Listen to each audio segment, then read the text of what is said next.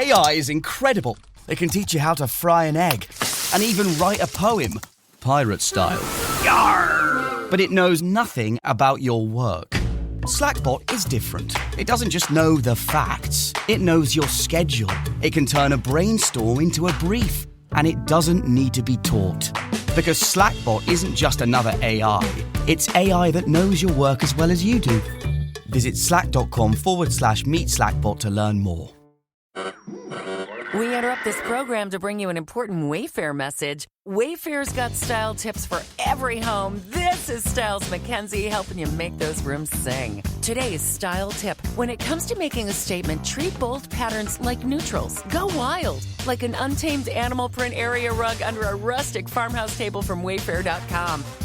Fierce. This has been your Wayfair style tip to keep those interiors superior. Wayfair, every style, every home.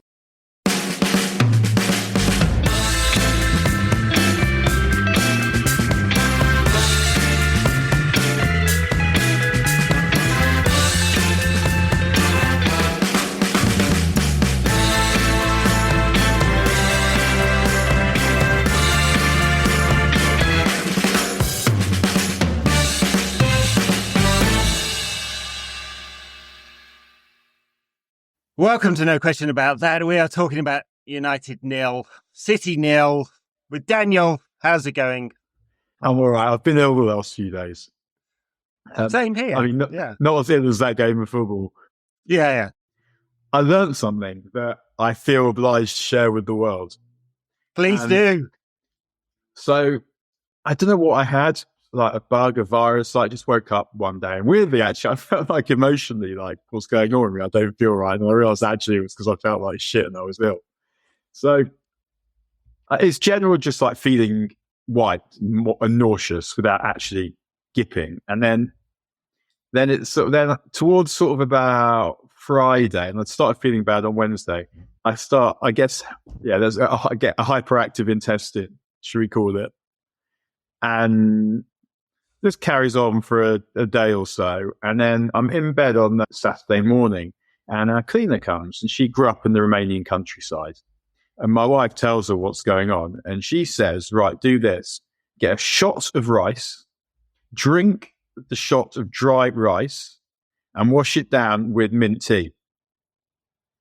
So I did. And it worked. Right. Did you control for other things? No. No, I mean, it's not I guess. I haven't, like, there's no experimental evidence. I would say it's like... It's not a scientific method, then. I would right, but at the same time, it's something that she was raised to do. And so her experience of life and the experience of life of the people who told her to do it, like her mother, whatever, like, they think it works. She thought it worked. She did it to me, and from visiting the toilet many times an hour, which was something I'd been doing over the course of some previous hours. I've been up in the night as well. So it was well ensconced into my routine by this point.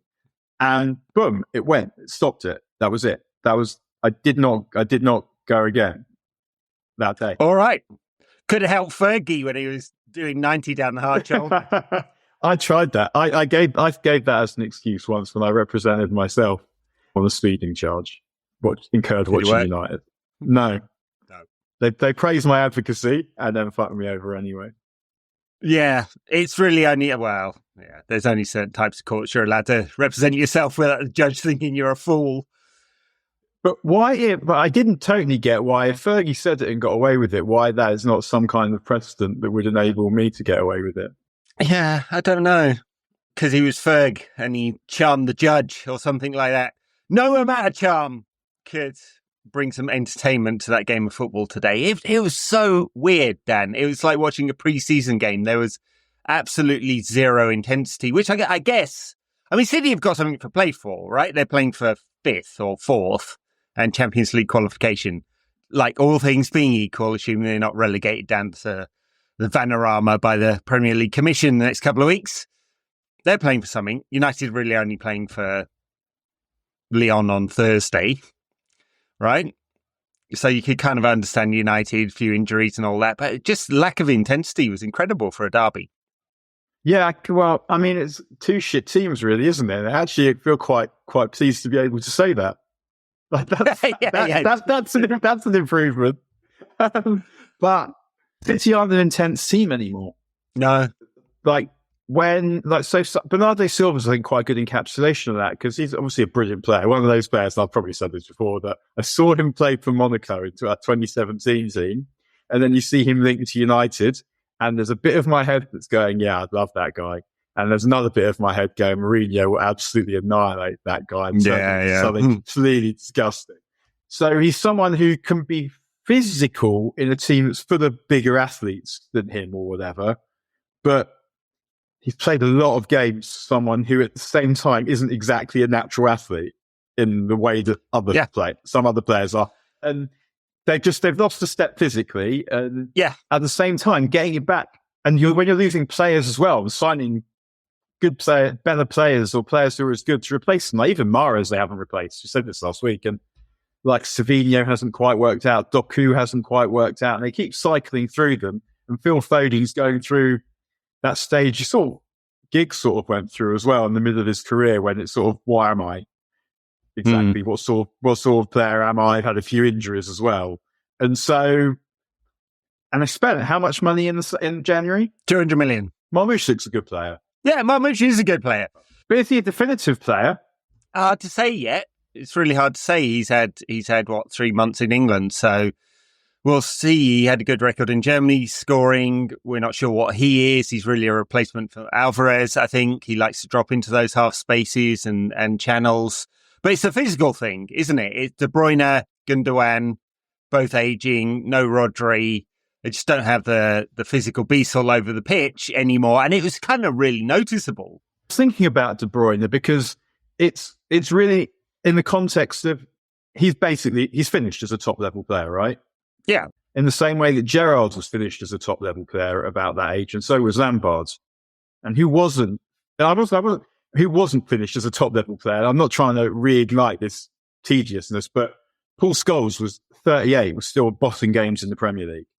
And you could say that maybe it's more physical now. Definitely hadn't changed that much when Gerrard and Lampard weren't able to do that. But I think that it's perfectly plausible to say that, because I was trying to think, where would I rank De Bruyne? And I think it's perfectly plausible to say that De Bruyne is a better player than Scholes. Like, he's got 6 league titles. It's not as many as Scholes, but it's a good number. And in terms of the first thing you might look for, that's medals. But when I heard Carragher say a while ago on Sky that De Bruyne was the best passer in the history of the Premier League or something, that's not the case. Because Scholes had the long range of passing. De Bruyne had the crosses, but the little passes to play out your own box, to play when Scholes moves back and plays deeper. De Bruyne can't do that, and that's why De Bruyne's finished now. De Bruyne's finished now because the thing that he had over Scholes, he has almost over every midfield player that I've seen, creative midfield player that I've seen in the Premier League, is the physicality. Right, and what they've done to change it is actually moving further forward, right? So he doesn't have to cover as much ground anymore because he can't. But he wasn't impactful today at all, and he hasn't had much impact all season. He spent most of it in the treatment room, obviously, but yeah. I mean, it's clearly City's problem. It's not just the injuries, it's that he's a power player, De Bruyne, in a possession team. That his ability to drive with the ball, he had that kind of deceptive pace that Gerrard had as well, but like sort of the longer the distance, the faster he gets. And now that's gone, there's nothing you can do. I remember hearing an interview with Gerrard once, and he's like, and when I get to whatever age, I'll play the Scholes role. Oh, will you? Yeah, he was never intelligent enough to do it. Yeah, you'll be finished and going to America. That's what you'll be doing. And again, I think I hate to say this, but obviously I hate De Bruyne because he plays for City. But I feel like, and it's also you can then hate them all on that moral level of what it means to work for them as well. And at the same time, I'd say he doesn't seem like a totally hateful individual. Those two things that make him hate for the side. Let's not jerk him off just yet. He has been a great player. He was not today. Interesting, talking of the moral aspect. afterwards, Pep went on this rant about United fans serenaded Phil Foden's mum as Foden left the pitch. And before that as well. And before that. And Guardiola said fans lacked integrity. And like, coming from this man, come on. Like, he's spent, how long's he been at City now? 8 years? A decade? I can't remember now. It's too fucking long. Whatever. And all throughout this time, wearing his little yellow ribbon, pretending he's with Catalan independence, and he's have this high moral standing. He's on a different plane to everybody else, and criticising the integrity of United fans. And here he is, like, taking state coin and like pretending that's never the case, right? Because everyone at City has to do this. I was like, fuck off, man. You can never talk about integrity. You talk about many things, Guardiola, not that.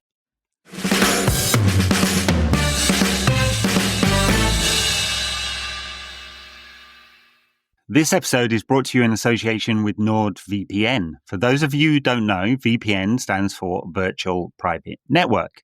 It secures your connection, protecting your personal information and online activity, especially on public Wi-Fi. The VPN enables your phone or laptop to switch its virtual location to another country, which is great for accessing your favorite content while you're traveling. Long-time listeners will know that I've spent a good part of the last 20 years on a plane. I've recorded this podcast in places from Tokyo to Old Trafford, New York to the Northern Quarter, and a VPN has been absolutely essential to watching the game while I'm abroad. True story. I once racked up a £1,500 phone bill watching a United game while I was in Shanghai. I was on my work phone and I blamed it on video calls back to the office. The key lesson of this story is not how to scam your employee out of a large phone bill, but that I couldn't have watched the United game without a VPN. It's been a real lifesaver. If you want to try NordVPN for yourself, go to nordvpn.com/NQAT, and our link will also give you 4 extra months on the 2-year plan. It's the best discount available and equivalent to the price of coffee per month. There's no risk with Nord's 30-day money-back guarantee, and the link is also in the podcast show notes if you need it.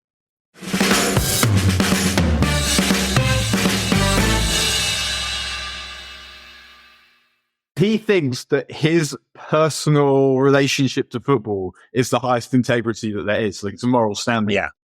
Yeah, basically. And it's sort of, and it trumps everything else. And it then enables him to justify, or not even justify the contortions. He doesn't even really bother making them. Yeah. So that's what I mean when I talk about De Bruyne. I'm not saying I don't think it's a prick, because obviously he plays for City. I'm saying what I feel about De Bruyne versus what I feel about someone like Guardiola. They're very different things. Yeah, fair enough. All right, on the actual game, United set up with a 3-4-3. Yoro was back on the left. Yeah, and like the defensive block looked good, right? Maguire, Yoro, Mazraoui, perfectly comfortable. There was a couple of long-range shots that Onana had to save, but not an awful lot of damage. I think City created less than 1 XG in this game. At least when I last looked at it, it was something like that.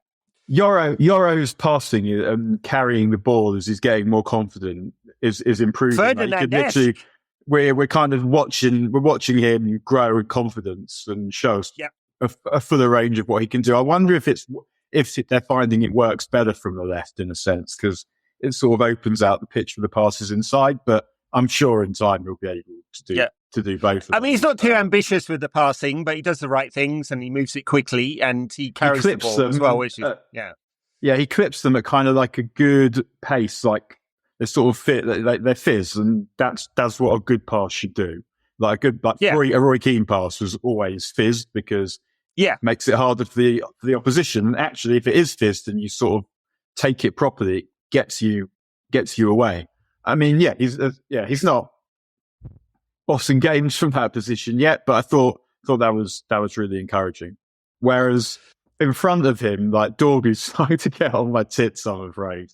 I wouldn't get on him too. It was a bad game today from Dorgu. He did a lot of things wrong, but and it's not totally. It's obviously it's not his fault. He's just put into a new division and a crap team.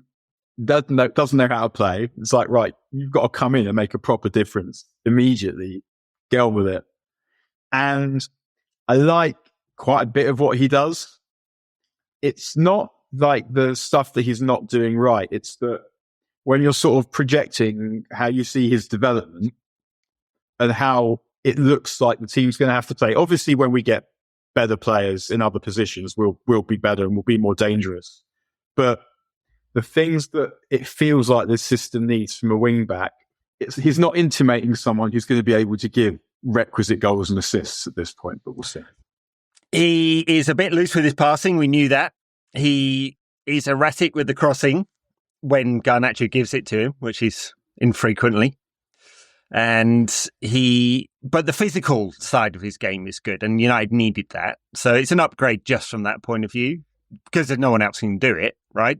I mean, playing Mazraoui and Dalot so restrictive in wide areas. So. He's promising in some aspects. Are his feet good enough? Like, I quite like I think his movement's quite good and subtle. I think he's got good intelligence in that aspect. I don't know if like technically, yeah. Well, I mean, we'll see. Yeah. Well, we're never going to get Luke Shaw of old back. Physically, he's just not going to be able to do it. I don't believe that they'll even try and play him at left wing back. He'd be a centre back, wouldn't he? Surely. Yeah, he's going to be left-sided centre back and the auxiliary one for the final year of his contract. And Patrick Dorgu doesn't look like he has the same kind of ceiling, because I think when Shaw was 18, there was just like a load of like the quality of his general all-round play was higher than Dorgu's is now, and Dorgu's 20 or whatever. But we'll see on that one. He's got time. There's like that imprecision in his work that reminds me of Fred. And absolutely. I find it. I'm not over Fred yet. Like having to watch him constantly. Like it's the slapdashness. It's the lack of care and attention to something that you're meant to be doing. You're meant to be concentrating on. Talking in imprecision, Casemiro and Ugarte in midfield, they can both be quite imprecise. Normally, Casemiro's imprecisions with his tackling, which gets him yellow and red cards. Made 11 tackles today. That's the most of a United player for like 20 years. And he didn't get booked. Together. Every single one of them over the last. Every single one. Yeah, probably about right. Yeah. I mean, I have to say, we talked about it previously. If Casemiro is going to play in a 2, he's got to play alongside Ugarte, because Ugarte will do the defensive covering. And I didn't hate it. I mean, I thought they did their job pretty well today. I sort of did. I sort of hated it. Because I think Gary Neville said they were like cuddling Casemiro, and he said Casemiro could play because everyone was so close together. And I didn't really mind that in a sense. I think that is one of the problems that United have had over the last bit of time, is the players always look like they're too far apart. It's like the other team have got more players. Yeah. But the thing with Ugarte is, I feel when people think about, like, people who think Ugarte is acceptable, is a confusion of not being useless, because we're used to so much uselessness, with being good enough. And Ugarte doesn't give you anywhere near enough. The reason I didn't like that two together was because I felt like it was a bit of a negative move. I thought the City would be there for the taking. So I would have played Bruno. I would have played Bruno and another attacker. To play three attackers and 2 wing backs who are basically fullbacks, it's not going to be that easy to score. And you are basically saying to Bruno, you have to make this happen. And he did his best. He had a really good game. But I'm afraid, playing with knobheads, what can you do? Yeah, I mean, look, Amorim has gone cautious today. I mean, they did play with 5 at the back quite a lot today, and the 2 in front protecting, and the goal was to not lose and see if we could create chances. We did create chances, just the usual kind of faffing around up front. Didn't really, last 20 minutes, I thought they didn't really create anything when Xerxes and Mount came on and Bruno went back into a deeper role. Ugarte went off, not Casemiro, and there was just no runners beyond the ball at all. At that point, everyone wants the ball into feet. It's kind of, I don't think that's, I mean, although they're archetypal right players for that system, there's nothing dynamic there. I mean, at least Garnacho, for all his flaws and like the particular bugbear is he ignores absolutely everybody and shoots all the fucking time without doing anything with it. He's at least running and attacking and trying to take players on. Well, I think that's why he has to basically play in these games, because you don't have anyone else to pace without Ahmad. Because otherwise it's so one-dimensional. It is. And so I thought that, I think the thing with him also is he doesn't really beat men or create very much. So he can he can score. I mean, he has scored goals. Obviously, he's been on a terrible run, but previously we've seen him score some nice goals, whatever. And he's good on the counter, and he's a good substitute. But he's now had enough games so that he should have developed, and it doesn't feel. And it's been in terrible circumstances. So I'm not saying it's always fault, but it felt like we were investing in playing him previously because we wanted him to be better by now than he in fact is.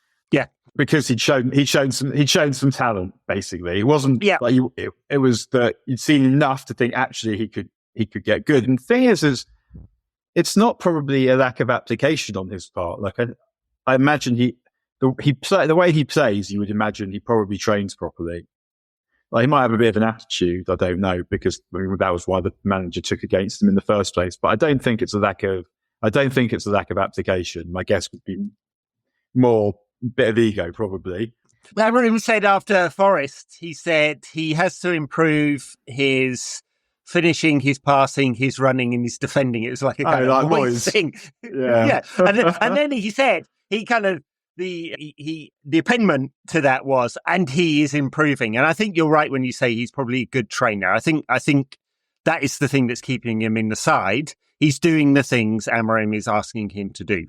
Right now, it's not all on the pitch at the moment, especially the finishing thing. I mean, this is the most obviously frustrating thing from a fan's point of view, is that when you see him get the ball in the inside left channel and Patrick Dorgu's made a 50-yard run on the outside of him, you know that this cunt is going to cut inside and shoot, and it's probably going to be lame, right? Like you just, and like it's so bloody predictable, and that's a deeply frustrating thing about him. And the reason why I was very much against like selling him when all those stories were coming back is because I'm like, we know that he's got the composite parts of his game to be a really high ceiling player. Like it just so rarely puts them all together in a sequence within a game, let alone a sequence of games. And this is the frustration. He should be, as you say, better than this by now. Yeah, and in general, it's a problem. It's not just his fault, but they had Nunes at fullback, and we saw that Amaz was in trouble. He realised this and was able to get at him in a way that Garnacho couldn't. And it's obviously not helped by the fact that, Hojlund had, after showing, I thought, a few improvements in the runs he was making and in the off the ball stuff, and also coming short and a few better touch-offs, was again just anonymous. Yeah. Guardiola said in his post-match press conference that Nunes isn't intelligent enough to play in midfield, which I was like, you 50 million quid on a midfielder, and you're like, nah. He said don't that. Like him, full-back. Yeah. But hang on. But you signed him after watching him do what, Josep? Yeah. Play in midfield. Yep. And then you're like, nah, not having him. Can't play in midfield. Who bought this idiot? It's great. He just loves £50 million fullbacks. That's the thing with Pep, or £100 million fullbacks in the case of Guardiola. We're going to do, I guess we do the tactics show on Monday, and I don't know what we're going to talk about in that one because there weren't a lot of interesting kind of tactical things in this game. Last week we did countries we haven't been to. Are we now? Yeah, that's right. Things we're not going to talk about. I know. Have you done your list? You said you were going to do your list. You know what? I promised the list and I haven't done it. I lied. I should have done it. I will put it together. It's a lot. We'll go count them up. When I was in bed, I did mine. I think I had about 35. So, and that actually made me, I actually thought, fucking hell, 67 or whatever it is a lot of countries. Now, we're talking about countries here, right? Not your body count. Yeah, exactly. Yeah. Yeah. What did you make of like Hojlund? Before we get off him, like he's got one goal in however many 25 games for United now, something like that. He did some more wrestling today. Or when they played a ball in, he'd wrestle a bit and then lose it, and we'd lose. Like, how long do we persist with it? Do we take a hit financially in the summer and go, yeah, we just got to cut our losses, take the cash, move on? Do we think it's redeemable? I don't think you'd necessarily sell him, just because if you did, you'd still need another striker. Let's say we're going to sign a striker.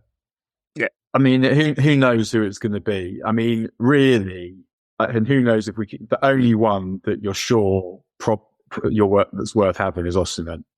if you can't get Osimhen, you're not getting Gyökeres, and by the sounds of things, and couldn't afford Gyökeres properly without Champions League. He probably wouldn't want to come to us because at his age, he wants to be somewhere better. And so, apart from him, then when you buy, you're buying another Hojlund, really. Unless you buy a Vetu, like a Cavani kind of player, then you're buying another Hojlund, right? But even if you got your best option, which is Osimhen, then if you still need other strikers, and then Hojlund, maybe that would be good for him. But we always say this. The thing with Hojlund, he was young. Sometimes young strikers are good enough. He hadn't played a lot of football when we got him. I mean, 70 million now does seem... It seems ridiculous, yeah. I mean, what were Paris prepared to pay for him? Were they paying that? I mean, apparently not, because we got him. So, yeah. I mean, they paid the money they need to pay to get the players they want. So they obviously had a different figure on him. Yeah. I mean, absolutely. I think we'd feel very different if he was a 25, 30 million pounds player, Dorgu mould, got about a similar number of games and football at the time we bought him, and that if we had another striker to go alongside him, and he didn't have to play every bloody week, so because he didn't. Our other options are not strikers. I mean, I guess I think he'll be better when Xerxes. I hope Xerxes and him play in Lyon. We don't really have a choice, but maybe he'll play Mount in Lyon, not Garnacho, Xerxes, Hojlund, but then you haven't got a lot of pace. But I think I'd probably do that if it meant I could get another attacking player in. Yeah, maybe that's what we would be in Lyon. I don't know, because I think Xerxes will play in that one. But I mean, the thing with him was like, is he the first person to have too much pausa? Basically, he just like there was a moment at the end. I think he was involved where they just like fucking shoot, and they're just like, well. Of course, Xerxes probably had our best chance with that flick, which wasn't a bad effort. It wasn't a bad effort. He didn't quite get the right foot in the right place to kind of, because once he was there, it felt like it's a matter of judgment. If you see what I mean, like it was possible for him to score there, and that if he'd have judged the path of the ball better with what he needed to do, he would have scored. Like a proper good striker, you'd expect to score that, I would say, because it comes at quite a nice pace. But when you just watch him play, kind of think that he's too busy thinking, wouldn't it be nice if this worked, rather than what's the best way to get the ball from here into the goal. He's not a striker. He's a modern day Teddy Sheringham. But it's not even about being a striker. He's not a kid. No, because Sheringham was a killer. Like Sheringham wanted to fucking score goals. Like Sheringham was top scorer in the league for United, and I think for Forest. That's not going to happen for this lad. But I agree that we've said it before. He's a similar type of Dennis. Sheringham's the person I would tell him to watch. If like, how do you be slow and still score loads of goals? Still get. I mean, obviously, playing against some of the defenders that Sheringham played against. In a less athletic game, probably quite helpful. But even so, watch Teddy Sheringham, you'll be a better player, I promise. All right. What else is there to say about this game? Oh, one of my favourite moment was when Dale does a step over and goes into touch. And it got that there's this guy who I know, like and he's got, I don't know if it's a twitch or something, but he's got this habit of sticking his tongue out like this. Just like that. And so when you watch him and you're trying to time him and do it when he does it. And it's basically the same with Dale with the step overs. It's like a twitch he's got, where if you watch it now, like he'll get the ball and he'll be doing a step over, and it's almost like he's doing it and he's thinking about it in his head, and somewhere else it's like, and then do it again. And he was particularly bad today, but watch the Dale step over twitch. It's almost like a default thing he does when he gets the ball. And he did one today and took him into touch. So that was a particularly good one. But he's no Phil Neville, is he? I just don't. We need to sign 2 wing backs for that side, and they need to know how to score goals and how to make goals. And he does not and is never going to. He's never going to. And I mean, I know he's sort of, you feel like he's useful because he can cover both sides, but in this formation, he's not useful really because we can't score goals. And I keep saying it. It keeps being true because we can't fucking score goals. Well, we got 6 weeks until the transfer window really kicks into gear. Once the Champions League final's over, well, that's all we'll be thinking about. Would this be better? This is nearly an impossible job for United to solve this problem. Striker, midfielder, probably 2 midfielders, at least 1 wing back, maybe 2. Yeah, that's 6. Maybe you can get away without a central defender. Maybe if Luke Shaw can be an auxiliary. And a goalkeeper. And quite possibly a goalkeeper, but that would be... And they're 100% a goalkeeper. Another year of this pops. No, we might not get one. Did you not like his flying save with 2 fists? At least didn't palm it. At least someone's had a word. The goalkeeping coach, I forget his name now, new Spanish guy, he's like 67 and closer to the bench than Marcus Rashford, that guy. He's had a word, right, and said, stop fucking palming it out into attacking players' paths. So he did go with 2 fists. And he does come for that cross at early doors. He does come for that cross and get nowhere near it, though. Yeah. Well, we'll have plenty of time to talk about transfers and stuff like that. But I think it's all really bloody obvious what United need to do. Almost everything. I mean, who are the players that the manager wants? Bruno, Dorgu, Yoro, and possibly no one else? Maguire and De Ligt, he seems happy enough with. I mean, one of, not both. And obviously, like Heaven and Obi, sign them as well. So let's say them. But pretty much everyone else, he could lose if given the opportunity. Yeah, Masraoui is a nice squad player to have, keep in. But when you're putting together your first team, and partly, actually, it's sort of because his formation, it's also his fault in a sense, that his formation makes it harder for Mainu. If you play in a 4-3-3, then you'd be definitely thinking that if you coach Mainu well, he should be someone you can go forward with to be a really good team. But the way that he wants to play, it's harder for him. And it's also harder for Garnacho, who we criticised for not being better than he should be. But also, if he was staying in a 4-2-3-1 or 4-3-3, he would be better than this. It would look different. Yeah, absolutely. Yeah.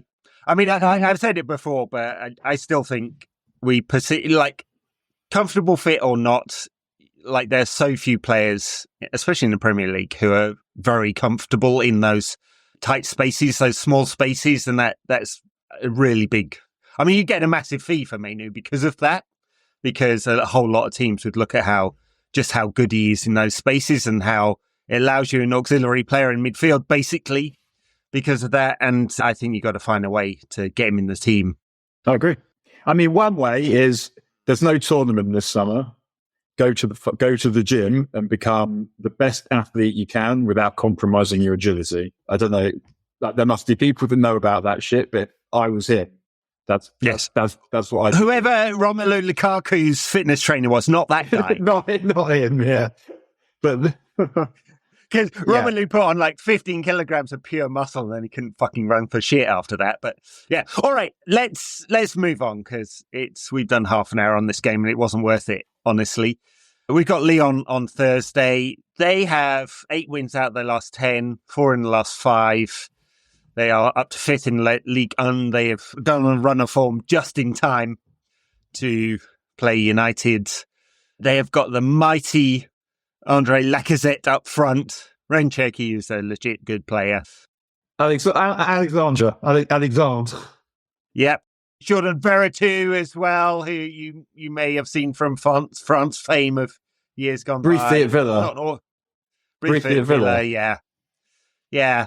I mean, it shouldn't be a good side. It shouldn't be. And I'm not going to claim to watch them every week or anything like that. I don't think they're a particularly good side, but they are hitting some form at the right time. I mean, Cherki is meant to have the potential to be really special. I can't say I've seen enough of him to have any kind of sensible opinion. Bunch of YouTube comps, but what was I going to tell you? But yeah. I guess he's someone that United might look at as well, like when you think about who the 10s are around that they think they could get. Yeah, well, not a 50 million, which was John Textor's price, but yeah, if they do get relegated by the French Football Federation, which still appears to be on the cards, then some of them might be cheap. I mean, like thinking about it, I mean, I said earlier that I would hope that it would be Xerxes, Garnacho and Bruno in that game. But when I thinking now actually about what Amorim said about it being physical, that probably makes it more likely that it'll be Casemiro, and away from home, probably Casemiro and Ugarte, and not fucking Mason Mount. But we'll see. We should be the best team in this competition. And I'm not criticising this formation when I say this, but I think if we were playing 4-3-3, we probably would be. Yeah. Does that make sense? Or are you thinking, what the fuck are you talking about? No, we had the players for it, right? So it'd be much more comfortable. But clearly he's, and everyone at the club, leadership and stuff, have gone, okay, yeah, we'll accept this few months of development. And look, there were signs of it today. There were some nice patterns, weren't there? Triangles and stuff like that. So are we saying our inability to really create chances? And I guess we should also say that in the last 2 home games, we've played games we've been better than City in, I think. I think we were better than City, and I think we were better than Arsenal. Those are 2 of the better teams in the league. They're both going to qualify for the Champions League, probably. So our inability to create is partly that's who we were playing. And then last week, we played Forest, who in midweek. And that is like also a very particular. We played quite well in that game, but we gave them a goal in the 24 shots. We gave them a goal in the first few minutes, and then allowed them to play the exact game that they wanted to play, that they've spent the season getting nailed down. So when we judge our inability to score in this, I think it'd probably be fair to sort of look at those 3 games as a package that is distinct from the inability to even get anywhere near threatening in all the games before Sociedad, because we have seen a significant improvement since then, and we looked dangerous against Sociedad, played really well in that game. Obviously, they were shit, so still. But then it was a routine win. Then we had another routine win against one of the shit teams, forget who. Leicester. And so we'll have to see when we get to play some more shit teams. I mean, unfortunately, Lyon won't make it easy for us like that either. But when we judge how well this formation is working, we do need to look at it in that context and then say, well, if we'd have had 3 players in the front positions who were very significantly better than the ones that we had today, do I think we would have won? And I think the answer is, yeah, we would have won. So then you'd be like, there are signs. Okay, if you'd have had, say, Ahmad, and then a proper centre forward, they've still got a fine one, and a proper right wing back, we would have won that game, right? So a lot of it we could say, well, it's not about the formation, it's about actually the players are just shit. There's a lot in that. And I agree about 70%.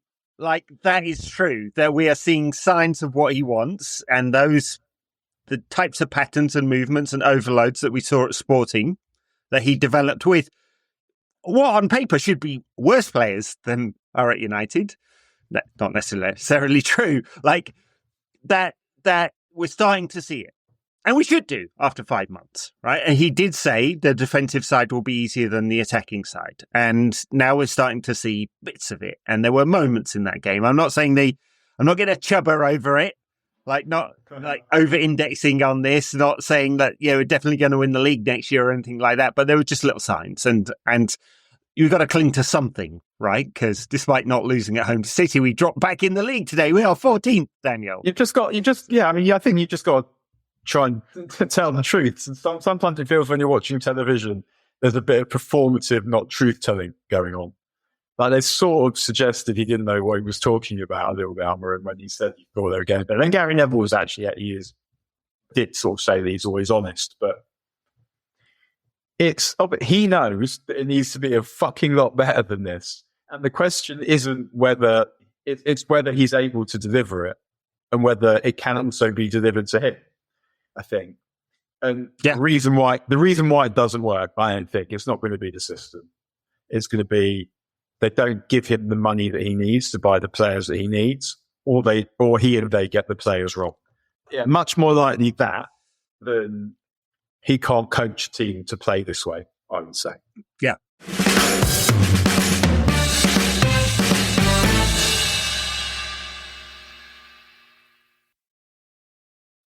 All right, let's think about Thursday then. How do we approach it? Is he? I do tend to agree that he's more likely, injuries and fitness permitting and stuff like that, to go with Casemiro and Ugarte in the central midfield and Bruno further forward, unless he really doesn't rate Lyon. But as I said, I think they're in a good moment at the moment, so I suspect it's going to be like that.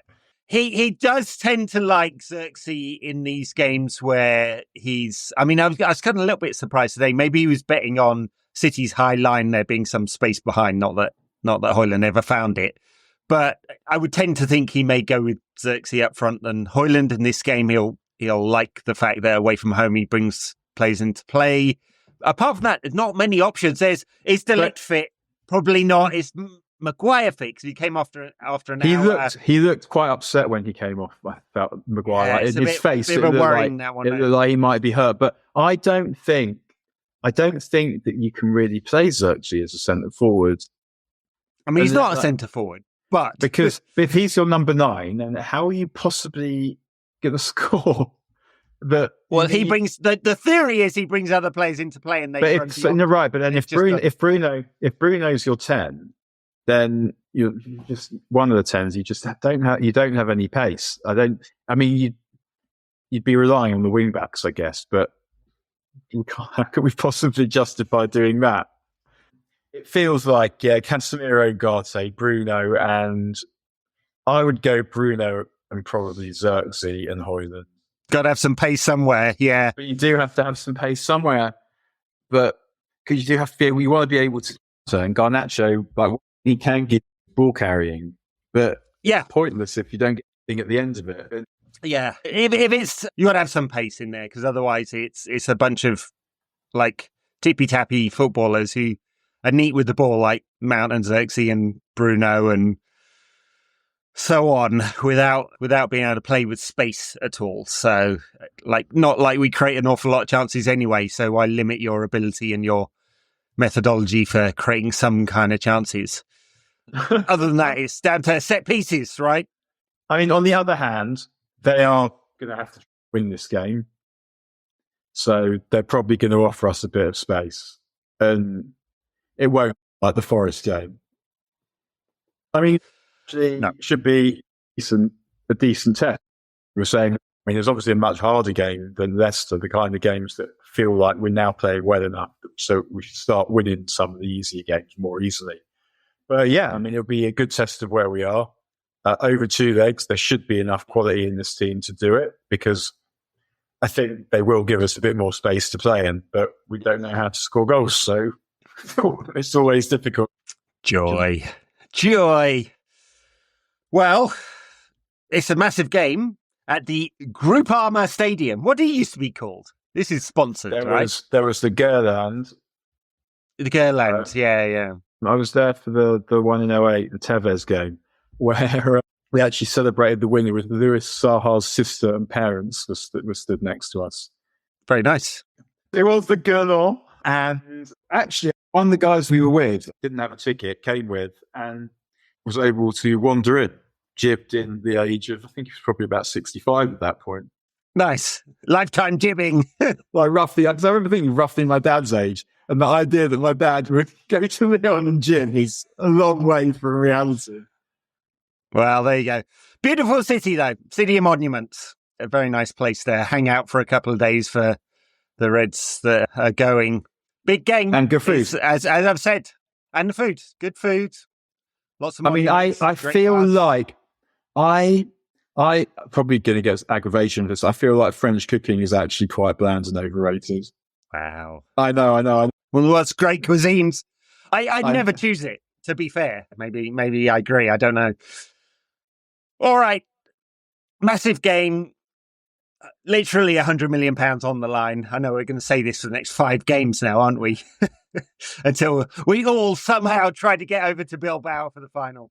Yeah, it is kind of about, because it shouldn't be like this. It really, really shouldn't be like this. But it does feel like, how good we can get, how quickly.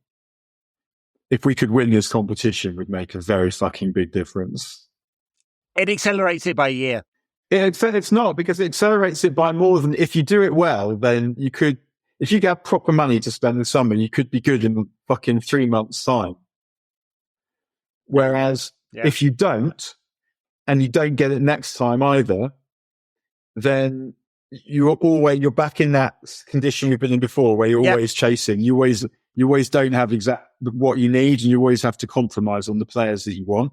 And because if you don't get it this summer, then it's going to take time for it to work subsequent to that. It's just also this summer, no tournament. You're getting fresh players. You're taking everyone on tour. It's an opportunity to get something going.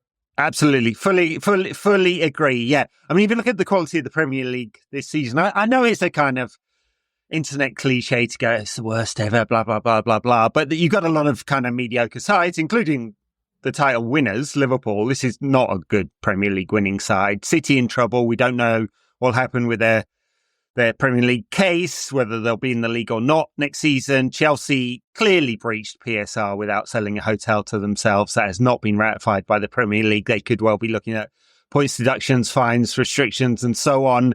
Forest will never be this good again.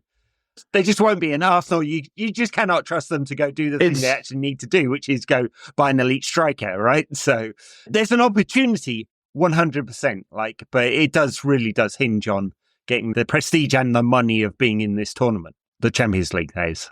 It's very hard to know. When you say who do you think is going to win the league next season, or what's the top four even going to be? For the first time in a long, long time, the answer is I don't know. Yeah. Well, that's because the quality of the Premier League's been compressed, right? So if you have the bottom team in the league will earn more than the third place team in Spain, right? Basically, right? From the TV contract. And so they can go buy players. So the difference between your 100%. Standard average Premier League, mid-ranked Premier League side, and the mid-ranked Premier League side 20 years ago is completely night and day. And so it means that it's ultra competitive. Now, still, the top 5 or 6 who've got the biggest multiples on the revenue, they're the only ones that can go off and buy. I would have counted in this if we hadn't blown all our money. I will count in this again very shortly, but they're the only ones who buy the elite players that can make the really big difference. But for the mid-ranked teams... but there are more brilliant players in the world than there have ever been before as well. So it's not just about having the money, it's about you can go and do damage with that money, and it's really obvious who you can get who's good. So you have look at some players like where West Ham in the league. They've got some really good players, and it's also to do with just stores of players as well as money. And obviously, the main thing, the money that brings them to England is the money, but it's also at a point when there are loads of fucking good players to have. All right, let's leave it there. Let's hope some of our fucking good players or our fucking good player does something good on Thursday night. Bloody need it. Thanks, Daniel. Everyone, you can catch us on YouTube if you're on the audio, or if you're on YouTube, you can catch the audio. Patreon.com/NQAT pod if you want to get the Backers show, or on Apple Podcast subscriptions. Really do appreciate it. And thanks to you, Daniel. 1:45 a.m. Get some sleep. I will. Very good. Bye now.